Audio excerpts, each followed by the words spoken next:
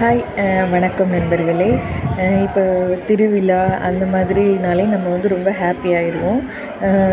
நம்ம வீட்டுக்கு நிறைய கெஸ்ட் வருவாங்க, நம்ம ஃப்ரெண்ட்ஸை மீட் பண்ணுவோம், நல்லா ட்ரெஸ் பண்ணுவோம், ஒரே ஆட்டம் பாட்டம் கொண்டாட்டம் அப்படின்ட்டு இருக்கும். பட் இப்போ நீங்கள் வந்து பார்க்குறது வந்து எங்கள் ஊர் வந்து ஸ்ரீ அரியமுத்து அம்பாள் திருக்கோவில் கொடை விழா.